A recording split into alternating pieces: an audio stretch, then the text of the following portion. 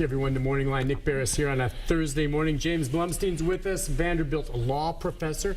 Nice to have you on this morning, sir. Great to be with you, Nick. Thank you for coming on. Talking presidential politics, as you see on the screen there, the 2016 race. And Greg's been waiting through the break. And by the way, we have lines open, 737-7587. Who are you going to vote for? Are you going to vote? What do you think of the way the races are showing up? And let's go to Greg. Greg, good morning.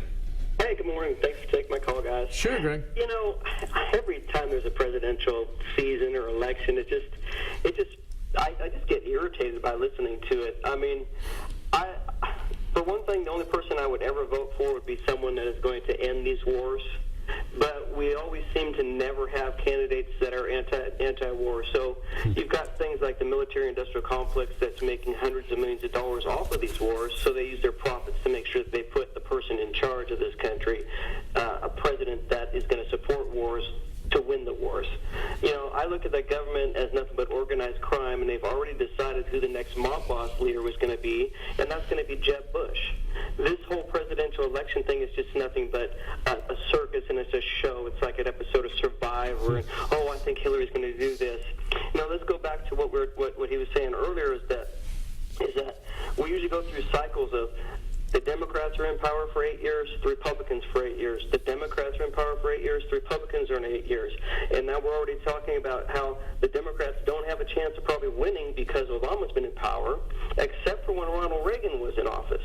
Mm-hmm. Okay, now, Ronald Reagan was excellent. That's why everybody loves him so much, is because he was a real president. But Ronald Reagan wasn't supposed to be the winner of that last election.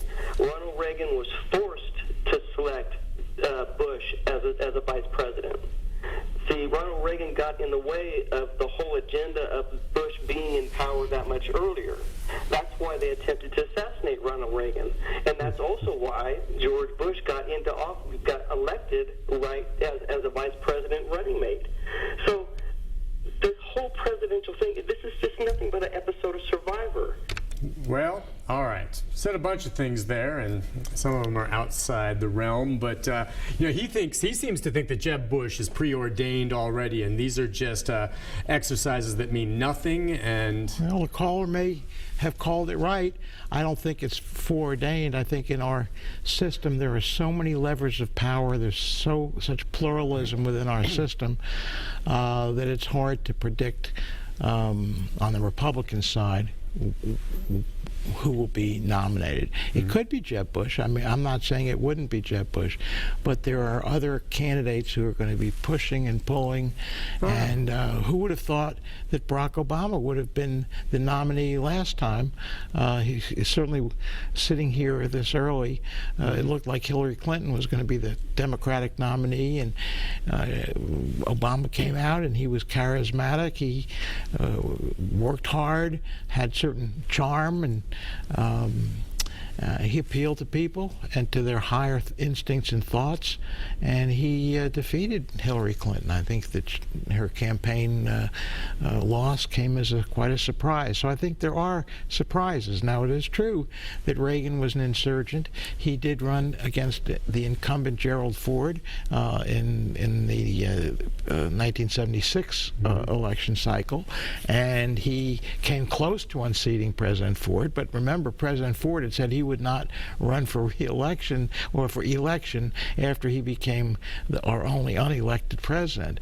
And so Reagan came close, but he set the groundwork for 1980 when he did succeed. And he became an iconic figure. Many people were dubious about him, but he became an iconic figure.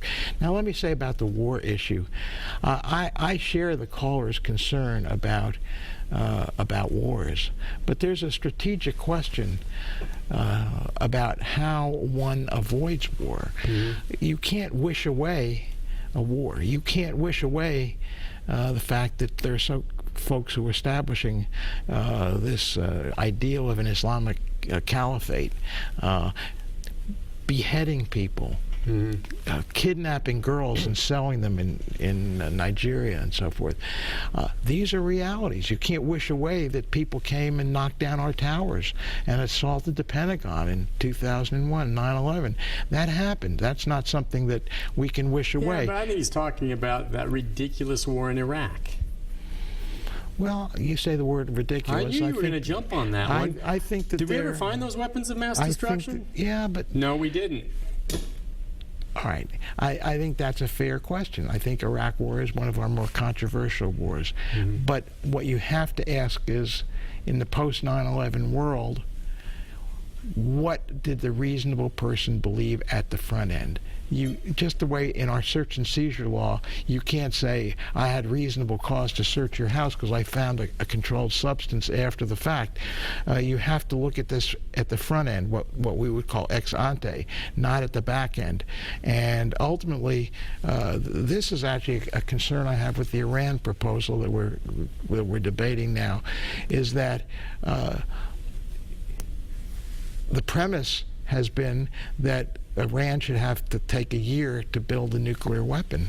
Mm-hmm. The assumption is that if we find out that Iran is cheating, that we're going to do something about it if they don't let the inspectors in. Mm-hmm. But what if the inspectors don't find something? What if they're bluffing? Does that mean it's not appropriate to go in? So I think that President Bush made many mistakes in the Iraq War, but I would be very cautious about painting with such a broad brush. So I think there's plenty of grounds for criticism there. He drew a line in the sand that probably I would not have drawn, and I think that got us into the situation. But I would be very cautious about looking at that history, especially now that we're facing Iran. Do you think we would have gone to war there had Gore won? Nope. I don't know. Nope. Probably not. Nope. But he voted for the first Gulf War. Yeah, but I don't think we would have. Let's go to Charles. Hi, Charles. Hi, Nick. Good morning. Well, your resource person mentioned power, and that's kind of what this comments addresses. I'm a pretty seasoned taxpayer and thereby a voter, of course, and did pretty well in civics and so forth, and learned the balance within our government and so forth. The fact that one person, even in the Congress, either in the Congress or in the presidency, either couldn't just go way off in left field. However, there's something that I've learned subsequently that I did not learn in civics, and that is one person can constitutionally and legally take us into left field, so to speak. But I'd like for him to talk a little bit about this possibility of the next president exercising as much or more than this president has in making decisions and leading us on his own without the support or the endorsement of the Congress. Okay. Yeah, I think that's a very reasonable concern. It's one that President Obama highlighted when he was candidate Obama back in 2008. That has been one of the surprises of the Obama years, is that he has been so overt in talking about using his pen and his phone to act unilaterally without congressional support. It pushes the envelope of our system. There's a lot in what the caller is talking about, separation of powers, that is not written down. We have a general framework in the Constitution that Congress has certain roles and responsibilities, and that the president is to faithfully execute the law, not to make the law. And so I think that issue is really playing itself out now. The president has been very strategic about this. He has tried to soften the effect, for example, of the Affordable Care Act by giving folks exemptions for a while to get it implemented and to minimize the political objections. He's given benefits that are questionable on the theory that if you get an extra benefit, you won't challenge the overreach that comes from that. And so I think that that's a very serious concern. And I think, just as I wanted to say that there were headwinds that a Democratic candidate, Hillary Clinton or whoever, would face in 2016, I think that one has to keep one's eye on the ball of the Senate as well. The Republicans had a big win last time. They took over 9 seats, and they have the majority in the Senate. They will be defending many, many more seats than the Democrats in 2016. And there's at least a reasonable prospect that just as the presidency may turn to the Republicans, the Senate may actually turn back to the Democrats in 2016. Nothing's for sure, but I think that's certainly in play. Let's go to Donnie. Donnie, good morning. Good morning. Hi, Donnie. Go ahead. I got a couple questions. Sure. One, I have about a problem with voting for people that's, disabled and can't read that good. When they first had the system out, they told you they went in there and helped you and stuff like that. But even when somebody goes in there and help you, they got it so complicated now. There ain't no way in the world somebody that can't read good can do that. Can do what? You're talking about it makes it difficult for you when you're in the voting booth to vote because if you're not good at reading or if you have some type of disability, you don't think you're getting the help to walk you through it? No, they said they couldn't help me. I had somebody with me that's a computer whiz. Huh. Well, it's interesting. I mean, look, it's pretty simple, but again, I've not been in there with someone perhaps in his condition. It's very careful. When you have these volunteers that come and help you, and they have to be very careful not to sway your vote in any way. They're not supposed to do that. It's a fine line. That's the danger. Yeah, that's the right. danger is the risk of undue influence and overreaching, where folks will influence rather than implement the decision. And so one can do a lot of preparation. These ballots are put out ahead of time. Right. And if you really want to exercise your vote effectively, but that you have a disability or don't read well, you can get that information, and however you communicate with yourself, you can take notes. I'm in favor of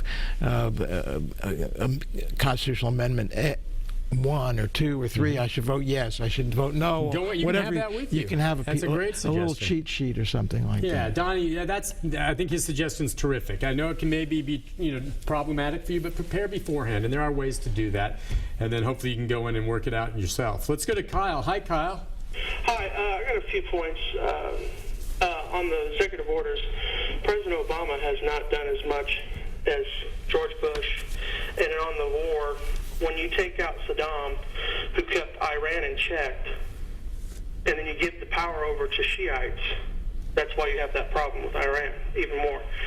And when you go to war with Iran, you will go to war with every Shiite in that region. And you'll have to deal with ISIS and the Sunnis. It's going to be a mess. So you better just bring back the draft, because you're going to be invading a lot of countries over there. And then on the uphill battle for Republicans, well, they want to cut education, the union busters, and marriage equality, immigration, the list goes on and on. Okay, and you're saying those are issues that are going to hurt them? Hurt the Republican Party, yes. Okay, yeah. I mean, we didn't talk about platforms and issues and same-sex marriage. That going to be a big deal? Well, the Supreme Court's going to hear a case. Tennessee's case is one of the cases that's being heard. That's right. And there are going to be 2.5 hours of argument on April the 28th, which is a Tuesday. And so Tennessee is right at the forefront of that issue, and there will be a Supreme Court decision. Now, we don't know how extensive it'll be or what it will be. My intuition is that the challengers will get some relief. Whether they'll get the entire amount of relief they want is an interesting question. I actually think that Justice Kennedy, who's likely to be the deciding vote, he's a man of great influence on the Supreme Court now, given where he sits. I think that he understands the marriage issue is different from the same-sex sodomy issue. I wanted to ask you this real quickly, because you just hit on this, and we only have a couple minutes left. But just on the Supreme Court, just your thought. Is there any chance that a Supreme Court justice may retire between now and the end of the president's term? And if not, then I suspect in the next election, maybe Ruth Bader Ginsburg, someone's got to be close. There's been some talk that Justice Ginsburg should step down and allow President Obama to appoint. I think that's not going to happen at this point. She's resisted that. She seems to be in good health. She's very vibrant intellectually. She's a leader of the democratically appointed justices on the court. I don't see her stepping down at this point.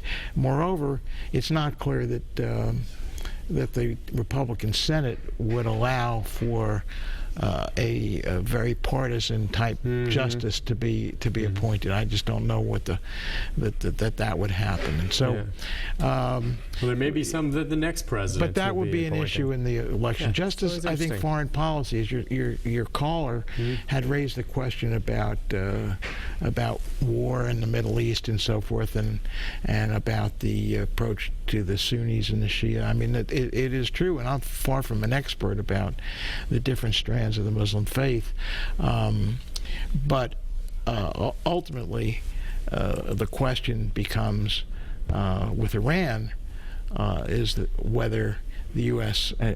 Can tolerate and should tolerate the Iranians having a nuclear capacity. And I think that there's a little bit of an ostrich dimension to this discussion about somehow if we kind of fold our tent and stay in our own backyard, that somehow we'll be safe. 9/11 should have disabused us of that. That's a great point. Professor, thank you for coming on this morning. I do appreciate it. Think we'll talk again sometime? I hope so. I hope we can do it again. I hope so. You take care, and yeah, we'll certainly follow. There's so much happening. You know we will talk again. Professor James Blumstein, thank you for joining us. Great to be with you, Nick. Listen, thank you. We're going to take a break, and thank you also for all the phone calls. Apologize if we didn't get to them all. We're going to take a break, because in our final segment, as we wrap up things this morning, we're going to talk about Earth Day. Not with you, but we have another guest coming on, all okay, right? So good. we'll be right back after this. That's good. We want to catch you off guard on it.